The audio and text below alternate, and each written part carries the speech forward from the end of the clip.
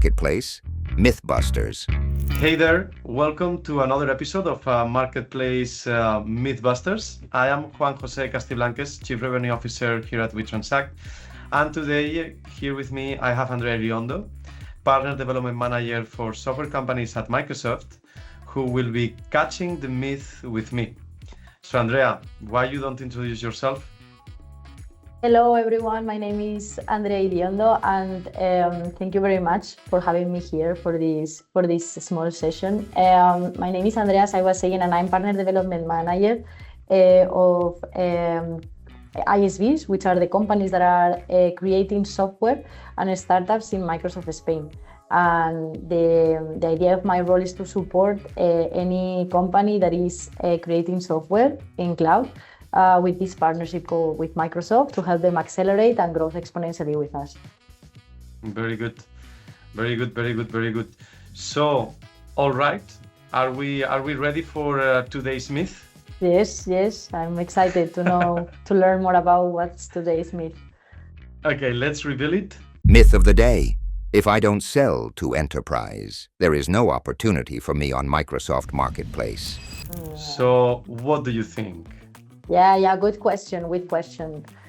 Well, so first of all, I will say that it's true that we have a lot of customers in the enterprise segment buying through Marketplace, but we also have a lot of corporate and SMBs doing so, right? Because I think there's a global tendency to do this. So more and more customers that are not big enterprises are buying directly.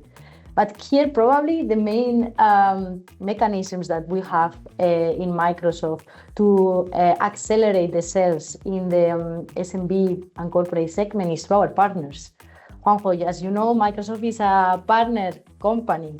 Yes. 95 or more of what we sell, we do through partners. And for us, they are key in our sales strategy. And that's why we are betting on this model also for our marketplace. And we have done this through our CSPs, which is our cloud solution providers. These partners sell and deploy Microsoft services and solutions. So for us, it's very relevant to have them also onboarded in our marketplace. Okay. Do you know how does this work, Juanjo? Yes. The CSP, yes? Can you tell us a little bit? Yes. Do you want to tell us about that? Yes, yeah. So we have, in the marketplace, there is two, and as you know as well, Andrea, in the marketplace, there are two types of cloud solution providers. Those that are selling direct, meaning they buy from Microsoft and then they resell from Microsoft directly to the customers. And this will be typically an Azure Expert MSP. It will be also system integrators like Avanade. And then in the other side, we have the indirect space, or the two tiers space as well, because we have Microsoft as first manufacturing the software, and then you have the first line that will be the distributor, distis also, or in solution aggregator now, and then the second layer will be the reseller, the managed service providers, or let's call it little resellers that buy from the distributors, a majorist, minorist, and then the customer buying. So in one, we have one tier that goes directly to customer from Microsoft, and the other one goes in two steps, right? First distributor, and then secondly, the reseller. So in my opinion, I think it's a myth. It's a myth because yes, enterprise and the co-sell program of Microsoft is very successful, and if you want to go to enterprise, it's kind of the way to go on marketplace. But what is happening is actually by 2028, half of the procurement of the marketplace will not be only done via Microsoft, will be also done by channel partners, meaning when you want to go to SMB, you definitely have an opportunity on the marketplace. But then you need to understand how the ecosystem works and what are they interested. So what do you think? So here I see several benefits from the ISV perspective, from the software company that is trying to expand their sales. I see the CSP as part of the extended sales force, right? So of course, it's very difficult to reach all customers in the territory, and I see more and more ISVs betting on this type of partners to help them in this last mile, what we call, right, to reach this final customer. So the CSP, even if it's direct or indirect, they have a huge footprint and presence in the SMB market. So ISVs are leveraging this channel to expand and to scale, right? So I think it's great strategy for the ISVs that are targeting these markets. And then from the CSP side, I think it can reduce a lot the purchasing process. So in the same way that we are seeing the benefits for the enterprise procurement department, right, that is buying more agile, comparing solutions and automating their purchasing, the same for the CSPs. I know some DSPs that are betting 100% on Marketplace as their tool to purchase software solutions, and with better conditions, right? Because this is one thing that our Marketplace can do is our ISVs can offer special prices for these CSPs, right? And Juanjo, you also can, in WeTransact, you can help also with this strategy, right? Yes, correct. Yeah. So here what we see is CSPs can definitely be this last mile like engagement that like it's like can be like an extension for like the ISV, for the software company to their sales department, and but the most important for me is like they can tap into like an already existing portfolio of customers, right? Totally. So we have like these distributors that own a lot of SMB customers and SMC that have been like nurturing for quite some time and help Microsoft to manage the long tail. Yes. And it's an opportunity to tap into this. You only need to like give margin, right? Like give yes. margin, ask to be procured via the marketplace. And then the thing is, what do you think as software company? So if now we convince them, okay, Marketplace is definitely a place that I can actually position my solution.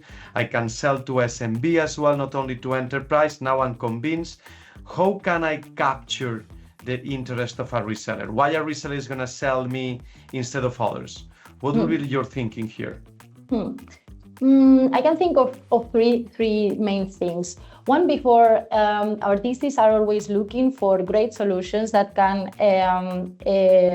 offer to their final customers, right? So the business need and the tendency of the SaaS industry, as we have already explained several times, it's a reality, right? So our customers are always looking for new solutions, innovative solutions that are addressing their business channels. So for the DSPs and partners to have a great portfolio of solutions that can complement Microsoft portfolio, it's fantastic. So this is one thing. It will give them more revenues, right? Because they are looking for solutions that will increase their revenue, and for this is very relevant. Good margins, as you were saying also. In Marketplace, they can buy these licenses in volume for different customers, and they can have access to better discounts. And finally, there can be also a model where this ISV bets on a certain partner or DSP also as his own cloud solution provider, right? So imagine you're an ISV, you are thinking about having a great partner that can manage your own internal IT system and contract and Azure. So this can be a win-win situation, right? While I work as a customer with this CSP, also I can negotiate a distribution with this CSP. In that sense, this is very, very interesting because it's a win-win situation. The more I sell, the more the ISV sells, the more revenue the ISV gets, the more revenue the CSP, and also the increase in the Azure consumption, right? So I've seen a lot of ISVs now betting on this strategy so that they can not only increase their revenue, but also trust on a good partner to help them grow as a customer. Yes. So like if we had to recap that part that you mentioned will be, okay, you come to the landscape, you offer first like a good margin on a 1-tier fashion or 2-tier fashion, depending of the channel you tap. You offer like a great margin, and then like after that, you consider investing in time. Like you align resources that you have in your team, a salesperson, a partner manager, to like focus on that. And then, or you invest in co-marketing, you put money up front, you help your reseller to sell, so you care about the business of your reseller, so they care about you. And the third, or last but not least, explore the opportunity of opening a subscription, not direct to Microsoft, but direct to, like, so indirect to Microsoft via the CSP. So you let the cloud solution provider, the reseller of Microsoft, to actually make an additional margin by providing you like services like being your reseller of Microsoft licenses, right? Yes, so if you got grow, it, Juanjo.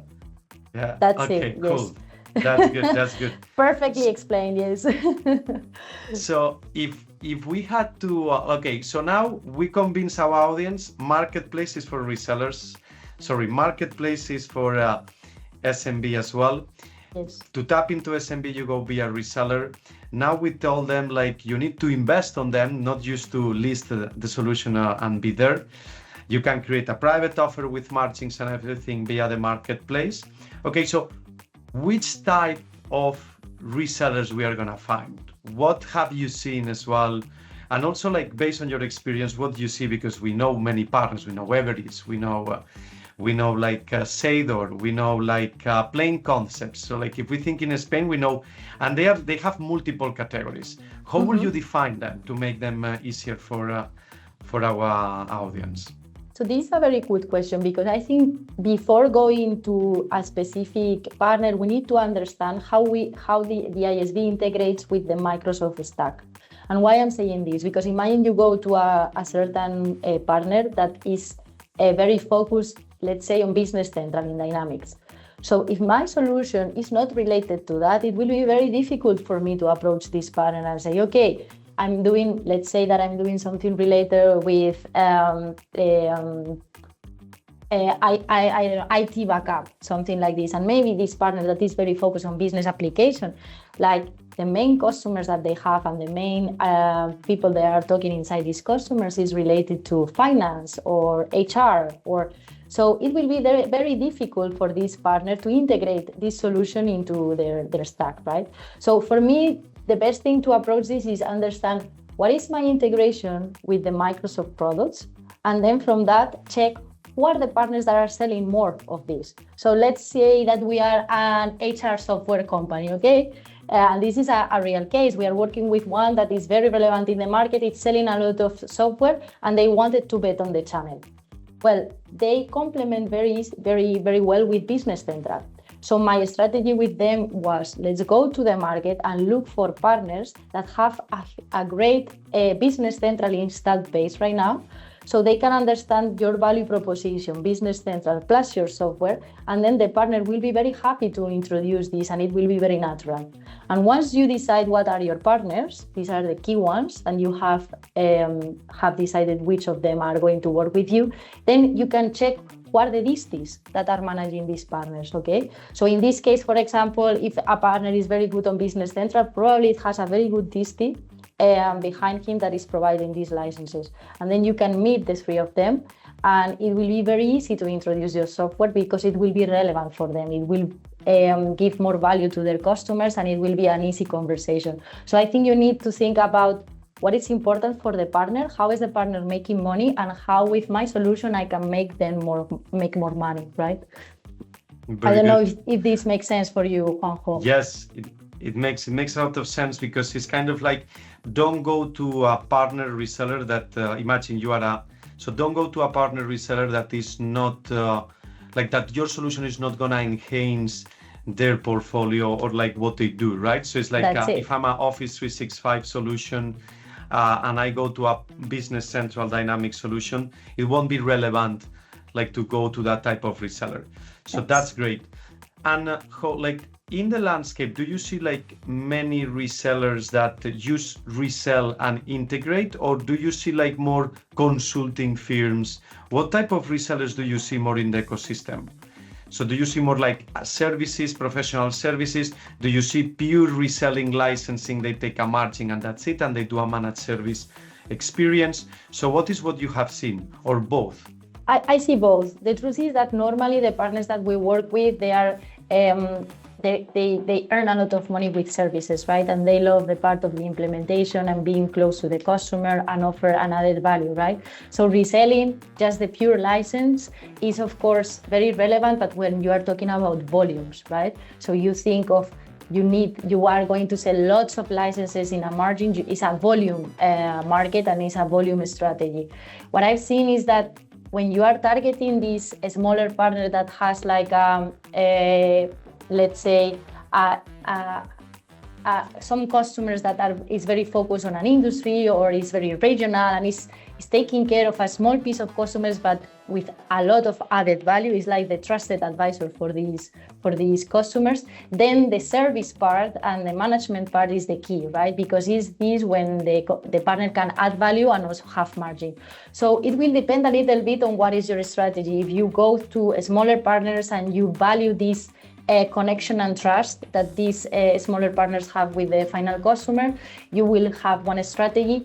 If you want volume, if you want just focus on reselling, you will need to give volume to the partner, right? Because they won't, you won't be relevant for them if you are going to sell just 10 licenses and it's just a small fee of those licenses. So if you want to be relevant in the approach of the fee of reselling, you need to give volume to the partner. If you want to be relevant in the connection that the partner has in the added value of the services, then is the other strategy, right? Okay, very good. So, all right. So thanks Andrea for diving into this myth with us. And everyone, stick around for our very next episode of Marketplace Mythbusters. So thank you very much. Thank Andrea, you. And have Thank you. a good day. Bye bye. See you. Thank you. Bye bye. Marketplace Mythbusters.